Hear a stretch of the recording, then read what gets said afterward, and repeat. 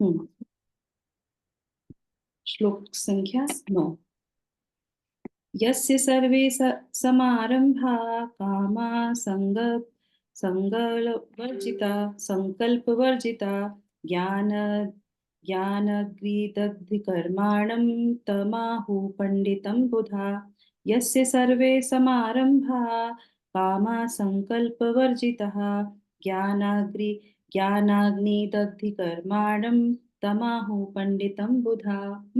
तो अब जो है यहाँ पे भगवान क्या बता रहे हैं कि जिस व्यक्ति का प्रत्येक प्रयास उद्यम इंद्र तृप्ति की कामना से रहित होता है उसे पूर्ण ज्ञानी समझा जाता है। उसे ही साधु पुरुष ऐसा करता कहते हैं जिसने पूर्ण ज्ञान की अग्नि में कर्म फलों को भस्मसात कर दिया है। तो ये अध्याय 4 का श्लोक संख्या 19। तो जिसमें भगवान बताएंगे कि किस तरीके से वो जो व्यक्ति है जो सारे तीनों श्लोकों को हम लोगों ने जो पढ़ा, जो कर्म अकर्म विकर्म को जानता है और उनको किस तरीके से देखता है, बुद्धिमान कहलाता है। और वो ही जो है यहाँ पे पूर्ण ज्ञानी कहलाता है, पंडिता कहलाता है। ठीक है, तो आगे हम चलेंगे। यस माता जी। तात्पर्य प्रभुपाद की जय। हरे कृष्णा। केवल पूर्ण ज्ञानी ही कृष्ण भगवान भवित व्यक्ति के कार्यकलापों को समझ सकता है। ऐसा व्यक्ति की इंद्र तृप्ति की प्रवृत्ति का अभाव रहता है। इससे यह समझा जाता है कि भगवान के नित्य दास के रूप में उसे अपने स्वाभाविक स्वरूप का पूर्ण ज्ञान है, जिसके द्वारा उसने अपने कर्म फलों को भस्म कर दिया है। जिसने ऐसा पूर्ण ज्ञान प्राप्त कर लिया है वह सचमुच विद्वान है। भगवान की नित्य दासता के इस ज्ञान के विकास की तुलना अग्नि से की गई है। ऐसी अग्नि एक बार प्रज्वलित हो जाने पर कर्म के सारे फलों को भस्म कर सकती है। हरे कृष्णा। थैंक यू माता जी। हरे कृष्ण। तो सबसे अच्छा यहाँ पे क्या बताया? अच्छा, एक छोटी सी चीज आप मुझे बताइए, जैसे हम लोग कोई कर्म करते हैं तो उसको करने के लिए क्या क्या चीजों की आवश्यकता पड़ती है? कोई भी कार्य, कुछ भी, इससे आध्यात्मिक का कोई लेना देना नहीं, जर्नल जो भी हम काम करते हैं उसको करने के लिए क्या क्या चीजों की आवश्यकता पड़ती है? पहले सबसे पहले you have to use your brain. हाँ, वन वन एक माता जी ने बताया। एक क्या चीज सुमन माता जी? Brain, brain. दिमाग। ओके, ठीक है। सेकंड? काम करने की वन इच्छा होनी चाहिए। सेकंड हो गया काम करने की इच्छा। थर्ड कौन बताएगा? इंद्रियां। इंद्रियां, हमारी इंद्रियां। Very nice, yes. फोर?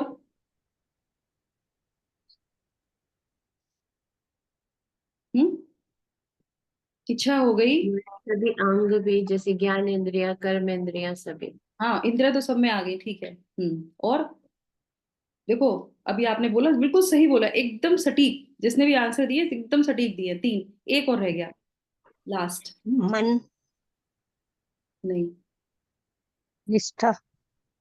चलो अभी नहीं आएगा आंसर, अभी दूसरी जगह चले गए आप लोग। ठीक है, तो सबसे पहले जब हम कोई भी काम करते हैं तो सबसे अपनी पहले श्रद्धा, हमारी श्रद्धा होनी चाहिए जो भी हम काम कर रहे हैं, कि we are focused on it. हाँ, तो अभी हम लोग जब तक आध्यात्म में नहीं आते ना तो वो श्रद्धा जैसे शब्दों को हमें समझ में आता नहीं है। करेक्ट।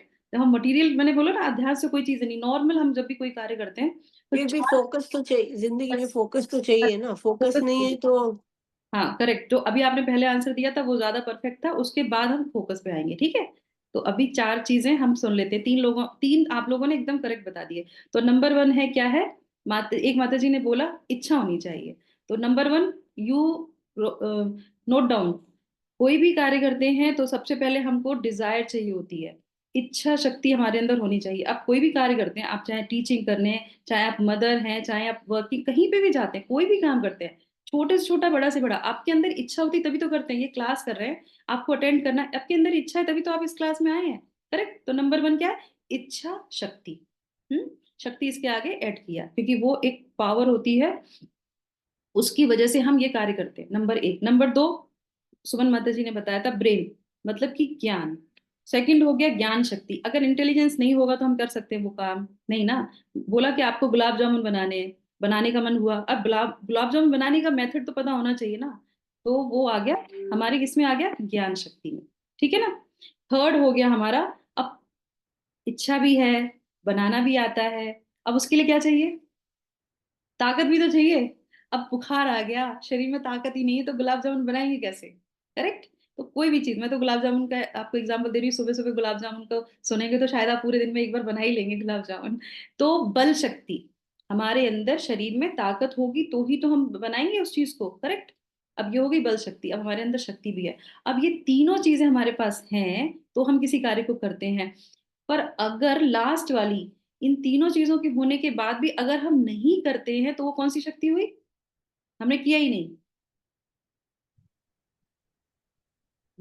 क्रिया शक्ति। एक्ट तो करना है ना, बनाना तो पड़ेगा ना। सास बहू से कहती है सब कुछ तो लाके रख दिया, अब बनाओगे नहीं तो कैसे बनेगा, बनाना तो तुम्हें पड़ेगा ना। तो इसीलिए लास्ट वाला क्या है? क्रिया शक्ति। तो ये चार शक्ति, किसी भी प्लेटफॉर्म पे आप जाएंगे, आपको ये चारों चीजों से ही कोई चीज पूर्ण होती है, बनती है। ठीक है। तो यही इस मेथड से मैं आपको समझाऊंगी कि इस श्लोक में भगवान क्या कहना चाहते हैं। तो सबसे पहले आ जाते हैं इच्छा शक्ति पे। इच्छा शक्ति में दो चीजें काम करती हैं। एक काम करती है हमारी काम संकल्प। ठीक है। इसमें क्या है? काम संकल्प वर्जिता, वर्जित है। काम संकल्प क्या है? वर्जित है, जो इस श्लोक में बता रहे हैं भगवान। दो शक्तियां होती हैं, एक होती है काम संकल्प और एक होता है सेवा संकल्प। आया? दो तरीके काम होते हैं। जैसे कि फॉर एग्जाम्पल आप ले लीजिए, शिला प्रभुपाद थे। शिला प्रभुपाद जब जब तक अपने गुरु महाराज से नहीं मिले थे, तब तक वो क्या कहते थे? वो जो है गांधीवाद को फॉलो करते थे, देश के लिए कुछ करना चाहते थे। और जैसे होता है ना, Gandhi man, I am a Gandhi man, मैं पूरे देश में अंग्रेजों को भगाने का प्रयास करेंगे, इस तरीके से बहुत उनके अंदर जोश था वो करने के लिए। पर जैसे ही वो अपने गुरु महाराज से मिलते हैं, तो वो क्या होते हैं, गुरु महाराज उनको ऐसी सीख देते हैं, कहते तुम इतने अच्छे इंटेलिजेंट हो, तुमको इतना सब कुछ आता है, तो तुम अंग्रेजों को क्यों बाहर निकाल रहे हो? तुम ऐसी चीज से उद्धार ही करना है ना लोगों का, तो ऐसी चीज से करो जिससे कि वो दोबारा ऐसी जगह आए ना जहाँ पे ये सब चीजें उनको मिलती हैं। तो वो उनको बोलते हैं कि सबसे अच्छा सेवा अगर किसी की करनी है, किसी का उद्धार करना है, किसी के लिए कुछ अच्छा करना है, तो वो है कि उसको उसके गंतव्य तक पहुंचाना। तो आप क्या कीजिए, आप इस मनुष्य योनियों में जो भी मनुष्य हैं उन सबको ये ज्ञान दीजिए कि वो जो है मनुष्य शरीर नहीं है, आत्मा है। और इस तरीके से वो सागर से बाहर निकल जाएंगे। क्योंकि ये जहाँ पे भी हम आते हैं, जैसे अभी इलेक्शन चल रहे थे, एक पार्टी जीतेगी, एक पार्टी हारेगी, फिर कोई कुछ बोलेगा, फिर कोई कुछ बोलेगा, ये तो चलता ही रहेगा, ये कभी भी खत्म नहीं होगा।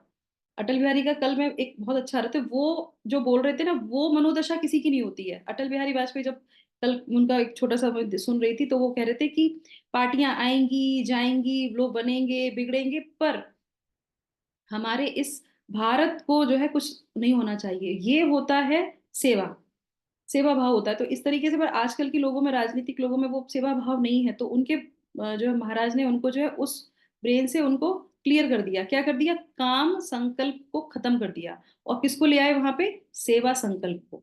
ठीक है। और यही भगवान भगवत गीता में हमें समझाते हैं कि हमको कोई भी काम करने के लिए पहली मनोदशा क्या होनी चाहिए? जैसे माता जी बोले, निष्ठा होनी चाहिए। और एक आपके अंदर जो है करने की, क्या था, क्या नाम, क्या बताया था आपने सुमन माता जी? कुछ एक शब्द बोला था। हम्म? इच्छा शक्ति। इच्छा शक्ति तो हो गया, उसी पे हम डिस्कस कर रहे हैं। तो नेक्स्ट हो गया फीलिंग। तो जो हमारी फीलिंग आती है वो उसी पे डिपेंड होती है। दूसरी बात क्या है? कुछ बोल रहे हैं? ओके। सेकंड आ गया हमारा कि हमें पूरे जीवन में, जैसे मैं आप लोगों से पूछ लूं कि आप लोग अपने जीवन को किस फिलॉसफी पे चलाते हैं? आपके जीवन की कोई फिलॉसफी है? कहते हैं हम तो अपने जीवन को इस आधार पे चलाते हैं। आप अगर आप सोचिए, अपने कभी अपने जीवन में बैठ के सोचिए कि मेरा जीवन किस आधार पे चल रहा है। कोई आधार है, कोई शिक्षा है, कोई फिलॉसफी है जिसको लेके हम चल रहे हैं अपने जीवन में? अगर नहीं चल रहे हैं तो हम कौन है? हमने कल क्या बताया था? तीन तरह की कैटेगरी है मनुष्यों की। अगर हमारे जीवन में कोई फिलॉसफी नहीं है, हम किसी भी फिलॉसफी को लेके नहीं चलते हैं, तो क्या है? फिर हम मनुष्य नहीं है, फिर हम जानवर हैं। क्योंकि जानवरों की कोई फिलॉसफी नहीं होती है, खाना पीना सोना, बच्चे पैदा करना और मर जाना। पर मनुष्य की क्या है? फिलॉसफी होती है। तो एक फिलॉसफी होनी चाहिए। फिलॉसफी हमारी क्या है? शास्त्र। तो हमने भगवत गीता को अपनी फिलॉसफी माना है। हमने अपना जो है एक ग्रंथ लिया है जिसके आधार पे हम अपने जीवन को चलाते हैं। हमारा जो है शास्त्र। हम्म। तो क्या हो गया, तो उसी के आधार पे जो है हम क्या करते हैं, हमें इच्छा आती है। तो ये क्या है, एक पैटर्न है। जब हमें शास्त्र पता होते हैं तो हमारी फीलिंग अलग होती है। हम संकल्प जो है काम संकल्प ना होके क्या हो जाते हैं, सेवा संकल्प हो जाते हैं। करेक्ट, ठीक है। अब सेवा संकल्प करने के बाद फिर क्या होता है, इच्छा होती है। इच्छा के बाद फिर जो है आ जाता है ज्ञान, है ना। तो ज्ञान, अब ज्ञान में क्या है, जैसे मैंने अभी बात आपको बताया था, फिलॉसफी, हम किसी फिलॉसफी के अनुसार, भगवत गीता के अनुसार ये कार्य करते हैं। और फिर ये ज्ञान ही जो है क्या होता है, बल में भी परिवर्तित होता है, हमें एक बहुत अच्छा बल देता है। जैसे शिला प्रभुपाद को 70 वर्ष में जब उनको सेवा की भावना आई, फीलिंग आई करने की, तो 70 वर्ष में वो कहाँ गए, पाश्चात्य देश। तो आया ना बल, है ना।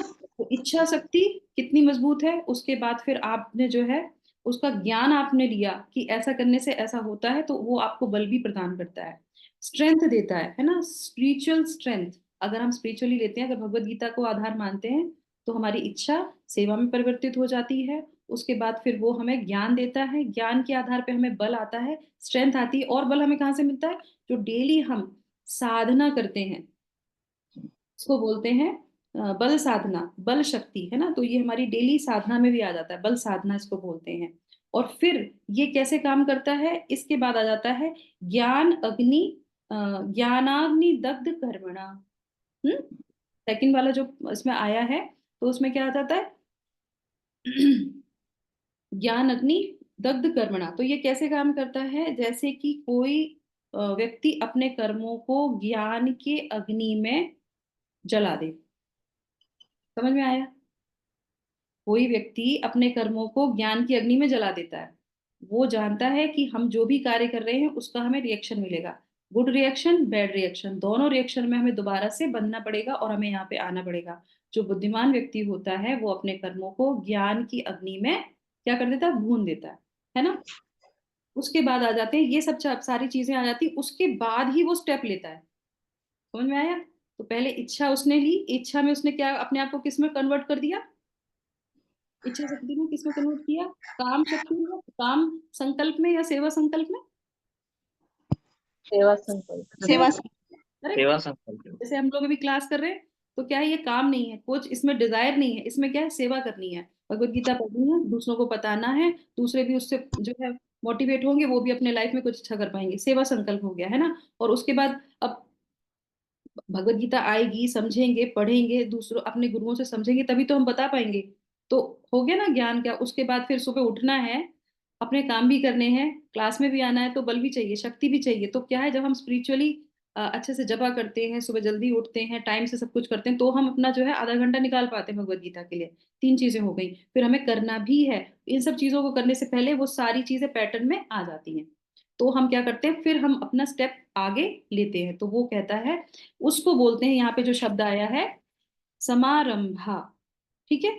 तो दो चीजें क्लियर हो गई, कर्म,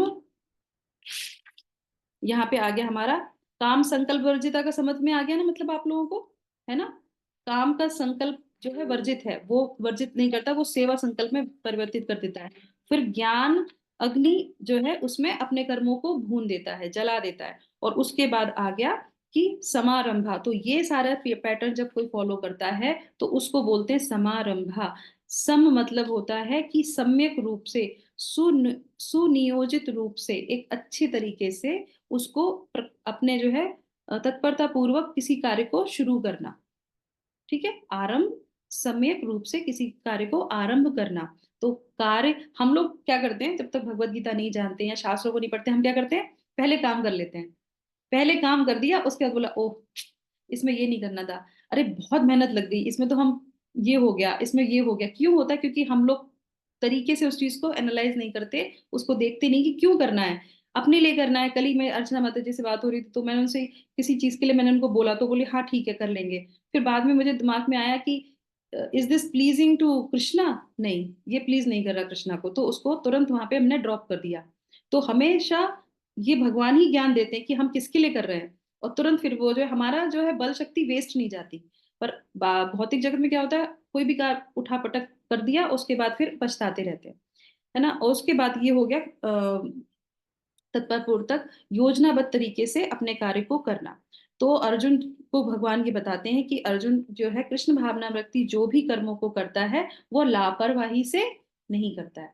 समझ में आ रहा है आप लोगों को? मेरे साथ हैं आप लोग सब लोग? ठीक है। तो वो कृष्ण की प्रसन्नता के लिए करता है, इसीलिए वो आरंभ में अच्छी प्रकार से योजना को बना लेता है। और ऐसे व्यक्ति को क्या बोलते हैं? इसको बोलते हैं तम आहु पंडित बुधा, अर्थात बुद्धिमान लोग उसी को पंडित कहते हैं। वो जो बुद्धिमान कल हमने बात करी थी, वो ही ऐसे लोगों को क्या बोलते हैं? पंडित। भगवान भी भगवत गीता में बोलते हैं कि तुम तो पंडितों जैसी बातें कर रहे हो, पांडित्य पूर्ण बातें कर रहे हो अर्जुन। पर तुम कम कर्म नहीं कर रहे हो। तुम्हें ज्ञान तो सब कुछ है, पर तुम्हें ये नहीं पता कि तुम्हें ये कर्म करना चाहिए। इसीलिए ज्ञान होने के बाद भी अगर पैटर्न से है, तरीके से है, शास्त्रों से है, तो हम उस कार्य को करेंगे तो अवश्य सफलता मिलेगी।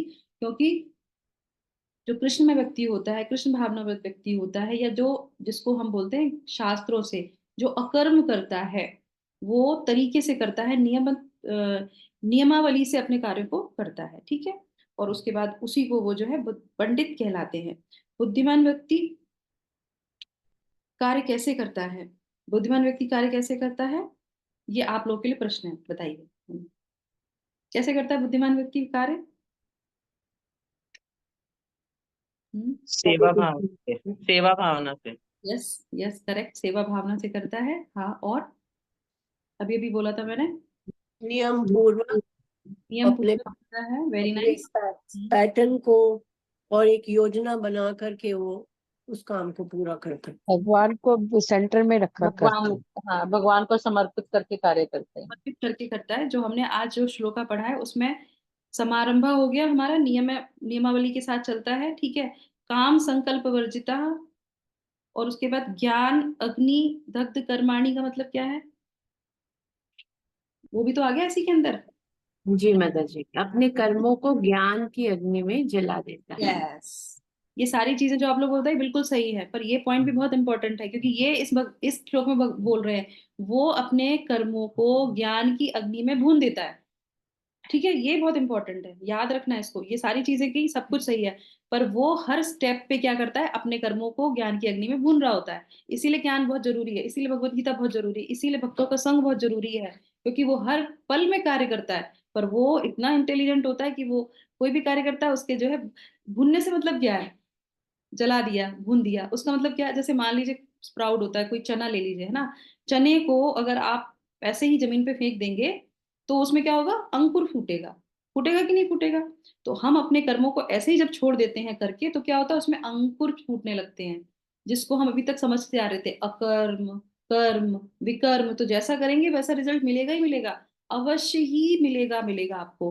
पर इंटेलिजेंट पर्सन क्या करता है? बुद्धिमान पंडित व्यक्ति क्या करता है? उसको रोस्ट करके रख देता है। अब रोस्ट करके चने को रख दो, फिर कुछ नहीं होगा। नहीं होगा ना, उसमें से कुछ नहीं निकलेगा, उसमें अंकुर नहीं फूटेगा, वो सड़ेगा नहीं, गलेगा नहीं, कुछ नहीं होगा उसमें से। तो वो भूनता किस में है? ज्ञान की अग्नि में। तो इस तरीके से ज्ञान की अग्नि, चना हमारा हो गया, कर्म हमारे हो गए, भुने हुए चने माता हमारे। जी, ये वाला पॉइंट मुझे जरा दोबारा समझाएंगे, ज्ञान की अग्नि वाला? ये मुझे कुछ क्लियर से समझ नहीं आया। हम जब कोई कार्य करते हैं उसका हमको रिएक्शंस मिलते हैं, और जो व्यक्ति समझदार होता है, कृष्ण भावनामृत में आता है, शास्त्रों को पढ़ता है, वो एक तो नियमित तरीके से अपने कार्यों को करता है, और कार्यों को करने से पहले ही वो क्या करता है? जैसे आपने बोला भगवान को अर्पण करना, तो भगवान को अर्पण तब करेंगे जब हमें ज्ञान होगा। करेक्ट। इच्छा हुई करने की काम को, फिर ज्ञान आया। तो ज्ञान हमने कहाँ से ले लिया? क्योंकि हमने पहले अपनी इच्छा को किस में कन्वर्ट कर दिया? सेवा संकल्प में। तो सेवा किसकी करेंगे? डॉग की गॉड की? गॉड की करेंगे। अगर डॉग की करेंगे तो क्या होगा? वो स्प्राउट निकल आएगा उसके अंदर से, चने के अंदर से स्प्राउट निकल आएगा जो हम कार्य कर रहे हैं। तो यहाँ पे सेवा संकल्प हो जाती है। उसके बाद फिर हम जो कार्य करते हैं, वो जो है ज्ञान आता है, तो ज्ञान में उसको पता होता है कि इसको भगवान को ऑफर कर दो। तो भगवान को जो ऑफर करते हैं, तो ये जो ज्ञान है ना, वो ज्ञान की अग्नि। तो ये चने को कहाँ भूनते हैं हम? बालू चाहिए कि नहीं चाहिए? तो वो जो ज्ञान है ना, वो बालू है। उस बालू में चने को डाल दो और फिर भूनते रहो। तो इसीलिए चने को भूनने के लिए बालू की आवश्यकता होती है ना। तो वो जो ज्ञान की अग्नि है, वो बालू के समान है, जिसमें हम वो चने को रोस्ट कर देता है, रोस्ट करके वो रख लेता है, और आराम से फिर उसमें कोई उसको रिएक्शन नहीं मिलता। समझ में आ गया? ये है। तो इस तरीके से, और लास्ट का वो कार्य है, तो वो कार्य करने से पहले वो सारा प्रोसेस कर देता है, पहले ही समर्पण कर दिया, पहले से करा दी। तो सभी को क्लियर हो गया? आई हरे थिंक कृष्णा, मतलब ज्ञान की अग्नि में भूनना यानी ये सब शास्त्र का पठन करना ना माता जी, चन्ने के जैसे भगवान को ज्ञान। समर्पित करना, जो हाँ? भी काम कर रहे हैं भगवान को समर्पित करना है, कि ये आपके लिए कर रहे हैं, आपकी प्रसन्नता के लिए कर रहे हैं, इसको ज्ञान बोलते हैं। नहीं तो ज्ञान की अग्नि में भुनना चने जैसा ज्ञान को, तो मतलब कैसा? आपने बोला ना माता जी कि चने हाँ के जैसा ज्ञान को भूनना है। हाँ, चने के जैसा जला देना है, जो भी हम कार्य करें वो भगवान को समर्पित कर जो दो। मिलते हैं उसको वो जला देता है। ज्ञान, भगवान का जो ज्ञान होता है, हमारे कर्मों में जो हमें रिएक्शन मिलते हैं वो भून जाता है, वो जल जाता है, फिर उसका कोई हमको कार्मिक रिएक्शन नहीं मिलता है। और जो ऐसा करता है उसको बुद्धिमान कहते हैं, उसको पंडिता कहते हैं। ठीक है, हरे कृष्णा, धन्यवाद। वो क्या है, भगवान को समर्पित करना, भगवान को ऑफर करना। तो यहाँ पे ये वर्ड बोला गया है, इसलिए उसको हम डिस्क्राइब कर रहे हैं सिंपल भाषा में, और इसी को वो बोलते हैं बुद्धिमान व्यक्ति। ठीक है, अब आ जाते हैं आगे। टाइम हो गया क्या हमारा? अभी है। तो उसके बाद जो है तात्पर्य में भगवान क्या कहते हैं, इससे यह समझा जाता है, तो यहाँ पे हम देखते हैं श्रील प्रभुपाद क्या बोल रहे हैं। इससे यह समझा जाता है कि भगवान के नित्य दास के रूप में उसे अपने स्वाभाविक स्वरूप का पूर्ण ज्ञान है। समझ में आया? हमको ये ज्ञान होता है कि हम भगवान के नित्य दास हैं, तो हम जो भी कार्य करेंगे वो ही ज्ञान कहलाता है। और इस उस ज्ञान में जो है रह के जो कार्य करता है वो है पूर्ण रूप से जो है, और जिसके द्वारा वो अपने कर्म फलों को भस्म कर देता है। ठीक है, और उसी में वो भस्म कर देता है, क्योंकि वो भगवान का जो भी काम करेंगे, हम भगवान के पार्ट एंड पार्सल है, हम भगवान के जो है वो है। तो ये ज्ञान नहीं होने से जो भी आप कर्म करेंगे, तो वो क्या होगा, आपकी इंद्र तृप्ति के लिए होगा। आपका क्या होगा, काम संकल्प होगा। वो काम संकल्प के लिए, हमने बताया ना, चार चीजें जब करते हैं तो अंदर इच्छा होती है, शुरू में ही वो इच्छा को क्या कर देता है, सेवा में परिवर्तित कर देता है। बस यही फर्क है उसमें। तो काम संकल्प वर्जिता होता है, वर्जित होता है उसके अंदर, वो कोई भी काम जो है अपने इंद्र तृप्ति के लिए नहीं करता। ठीक है, तो इस तरीके से भस्म करते थे। जिसने ऐसे पूर्ण ज्ञान प्राप्त कर लिया है वह सचमुच विद्वान है। तो इस चीज को जो समझ लेता है वो ही विद्वान कहलाता है। तो बुद्धिमान लोगों को लोग क्या समझ लेते हैं, जो व्यक्ति कर्मों का स्वरूप से त्याग में लगा हुआ है उसे समझना तो आसान है, परंतु जो व्यक्ति तत्परता पूर्वक जो है कर्म करते हुए कर्म से नहीं बनता, उसको समझना थोड़ा कठिन हो जाता है। जैसे कि हम लोग देखते हैं कि व्यक्ति काम नहीं कर रहा है, तो ये जो है बिल्कुल जो है सब चीजों से दूर है, पर ऐसा नहीं है। जो लोग समाज में कार्य करते हैं, भगवान को डेडिकेटेड करके करते हैं, हमें लगता है कि वो एंजॉय कर रहे हैं, पर वो एंजॉय नहीं करते हैं, वो भगवान के लिए करते हैं। और ये चीजों को जो देख पाता है वो कौन है, वो ही पंडिता कहलाता है, वो ही बुद्धिमान व्यक्ति कहलाता है। ठीक है, और इस तरीके से फिर वो जो है वह व्यक्ति सब समारंभ हमने समझ ही लिया, आरंभ से ही सुव्यवस्थित तरीके से अपने कर्मों को अकर्म बना लेता है। कृष्णमय बना लेता है, अकर्म बना लेता है। अकर्म मतलब उसका कोई भी रिएक्शन नहीं मिलेगा। अब आ जाते हैं हम अपने उस पे प्रैक्टिकल एप्लीकेशन पे, कि जो हमने इतना सारा बता दिया, तो अब बताओ, जब हम कृष्ण भावनामृत में आते हैं तो क्या डेली अपने चनों को भूनते हैं? हम तो डेली कार्य करते हैं। हम करते हैं, बताइए कैसे करते हैं, कौन बताएगा? अग्नि चाहिए इसको जलाने के लिए, तो अग्नि कैसे जलेगी? किसी कार्य को भूनने के लिए, जगनी अग्नि में जो है खत्म करने के लिए अग्नि चाहिए। अग्नि कहाँ से मिलती है फिर हमको? हम्म? गुरु के शास्त्र साथ, शास्त्रों से गुरु की बात, करके। गुरु के साथ योग से। अच्छा, एसोसिएशन से। ओके। और क्या बताया संगीता माता जी ने? शास्त्रों से, भगवत गीता से। ओके, और अर्चना माता जी? एसोसिएशन से। तो शास्त्र ज्ञान जो है वो तो हमारी बालू हो गई। ठीक है, बालू हो गई, वो बालू हो गई, मैंने बालू लिया, मैंने और कुछ नहीं बोला था। और नीचे जो अग्नि चलती है वो क्या है? ज्ञान ज्ञान। सत्संग और योगासंग। गुरु द्वारा, हाँ, गुरु द्वारा क्या? चलो ठीक है। गुरु गुरु के साधु से। शास्त्र, आप हाँ, लोग के तीन नाम लिए, तीनों को ले लेते हैं। ठीक है, तो गुरु साधु शास्त्र, तो गुरु साधु शास्त्र सबसे पहले हमें क्या बताते हैं? भगवान को अर्पित करके हर कर्म करो, भगवान सेंटर में होने चाहिए। ठीक और है, गुरु साधु शास्त्र सबसे पहले आपको बोलते हैं कोई भी इंद्रिय चीज। तृप्ति के लिए कार्य नहीं करना है, अपनी इंद्रिय तृप्ति के लिए ये कार्य नहीं। सारी चीजें तब हमें समझ में आती नियम बताते हैं हम। ठीक है, नियम बताते हैं, साधु शास्त्र बताते हैं, और अपनी तृप्ति के लिए ये सारी चीजें हमें तब समझ में आती हैं जब हम क्या शुरू करते हैं, अग्नि जलाते हैं। Consciousness, Krishna consciousness. हरे कृष्णा हरे समर्पण करते हैं। कृष्णा कृष्णा हरे हरे, हरे रामा राम राम राम। राम राम हरे हरे। अग्नि प्रज्वलित तभी होगी जब हम हरे कृष्ण का जप करेंगे, जब हम भगवान का नित्य रूप से सुबह उठ के भगवान के नाम का उच्चारण करेंगे, वो अग्नि प्रज्वलित बनी रहेगी। और उसमें वो तभी हम अपने चनों को, जो भी आप मान लो उसको, मैंने तो चनों का नाम ले लिया यहाँ पे, तो जो भी आपको भूनना है, अपने कर्मों को हम उसमें भूनते हैं, तो उसके लिए हमें शक्ति मिलती है शास्त्रों से। साधु शास्त्र गुरु जो है हमें यही बताते हैं कि हरि नाम हमको लेना चाहिए। और सबसे अच्छा हमारे गुरु शिला प्रभुपाद डेली हमको एक ऐसा कार्य, हम लोग अगर आप ध्यान से कभी देखोगे, हम लोगों को कुछ भी अलग से प्रयास नहीं करना पड़ता, हमको सिर्फ सुबह उठ के जपा करना पड़ता है। और जो उन्होंने पैटर्न हमको बताया, ये जो पैटर्न हमने अभी सीखा ना, हमारे भी गुरु ने हमको एक पैटर्न बताया है। सुबह उठिए, मंगला आरती कीजिए, मंगला आरती के बाद जो है तुलसी आरती कीजिए, उसके बाद जो है अपना जपा कीजिए, जपा के बाद अपना जो भी आपको कार्य करना, भगवत गीता शास्त्र पढ़िए, और जो भी कार्य करना है आपको कर लीजिए, आपका पूरा दिन जो है कृष्णमय हो जाएगा। तो वो कैसे होता है, तो डेली हम लोग तुलसी आरती करते हैं। शिला प्रभुपाद ने कहा था कि डेली 2 टाइम तुलसी आरती करनी चाहिए। तो तुलसी आरती इस समय करते समय जब हम प्रदक्षिणा करते हैं तो हम क्या मंत्र बोलते हैं, यानी कानि च पापानि ब्रह्मा हत्यति कानि च, तानि तानि प्रणश्यन्ति प्रदक्षिणा पदे पदे। ब्रह्म हत्या जैसे पाप भी हमारे जीवन से चले जाते, ये होता है भुनना, ये होता है रोस्ट कर देना। ब्रह्म हत्या जैसे पाप अब लगे हो ना, वो भी खत्म हो जाते हैं।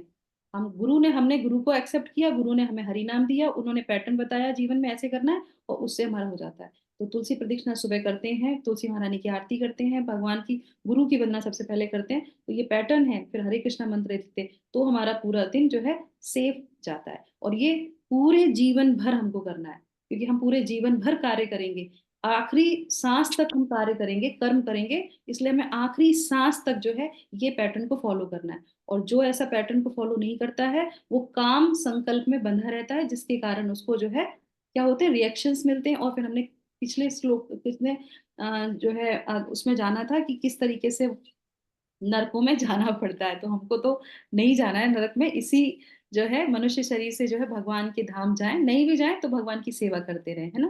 तो इसी के साथ हम इसको विराम करेंगे। होप कि सबको समझ में आ गया होगा, कोई डाउट तो नहीं रहा ना किसी को। हम्म, सबको समझ में आ गया। ठीक है, जगत गुरु शिला प्रभुपाद की जय। माता जी अनाउंसमेंट करनी थी आपने। हाँ, थैंक यू सो मच माता जी, हरे कृष्णा।